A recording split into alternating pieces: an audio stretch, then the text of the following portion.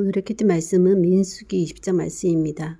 첫째 달에 신광야 가데스에서 미리암이 죽게 되어서 장사를 하게 됩니다. 그곳에 물이 없어서 이스라엘 민족들이 원망하기를 형제들이 죽을 때 죽었으면 좋았겠다. 이 광야로 인도하여 우리와 짐승을 다 죽게 하느냐? 왜 애굽에서 나오게 하여 나쁜 곳으로 인도하였느냐? 파종할 곳도 없고 무화과도 없고 포도 석류나무 마실 물이 없다 했을 때 하나님이 지팡이로 반석에게 명령하여 물을 내라 하십니다. 그런데 모세와 아론은 반역한 너희여 들으라, 우리가 너희를 위하여 이 반석에서 물을 내랴 하고 모세가 그의 손을 들어 지팡이로 반석을 2번 치니 물이 많이 솟아나오게 됩니다. 이에 하나님이 모세 아론에게 너희가 나를 믿지 아니하고 이스라엘 목전에서 내 거룩함을 나타내지 아니한 고로 그들에게 준 땅으로 인도하여 드리지 못하리라고 합니다. 그래서 이스라엘이 하나님과 다투었으므로 무리바 무리라고 하고 하나님께서 그들 중에 그 거룩함을 나타내셨다라고 합니다.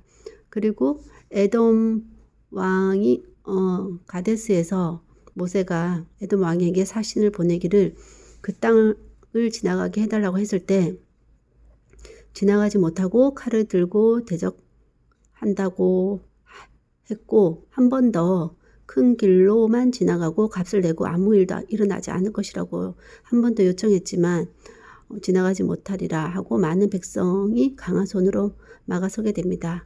그래서 가데스에서 호르산에 왔을 때 아론의 옷을 벗겨서 엘르아살에게 입히고 아론은 죽게 되고 30일 동안 애국하는 장면입니다.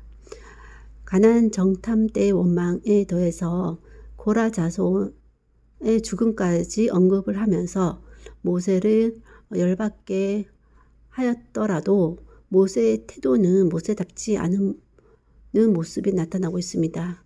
어쩌면 하나님께서 의도한 것이 아닐까 하는 생각이 듭니다.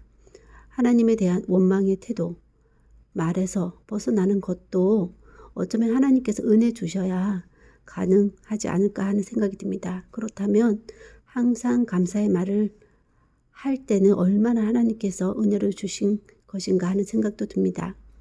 하나님의 말에 한마디의 대꾸와 변명이 없었다는 것은 모세도 인정한다는 뜻이고 하나님을 믿지 않고 거룩함을 나타내지 않았다는 반증이 될 수 있습니다. 즉 모세조차 믿음이 흔들리고 백성과 같은 불평불만이 있었다는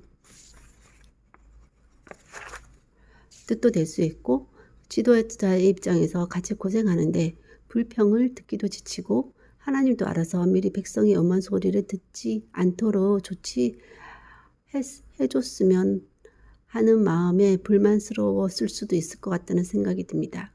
미리암도 죽고 모세와 아론에 대한 죽음도 예고되고 또 아론도 다 죽게 됩니다.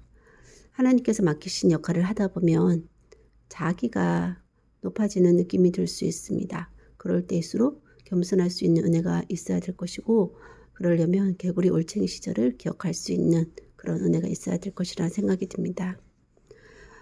하나님, 오늘은 모세답지 않은 그런 모습이 드러나는데 그것 또한 어쩌면 하나님께서 또 하나님의 손에 쓰임받을 다른 사람을 예배하기 위한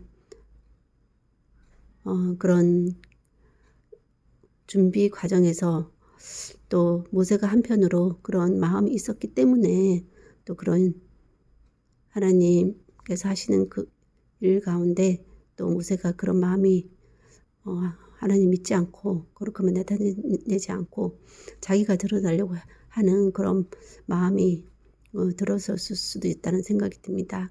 하나님께서는 참으로 사람의 그런 깊은 곳까지 다 감찰하시는 하나님이시오니 하나님께 대한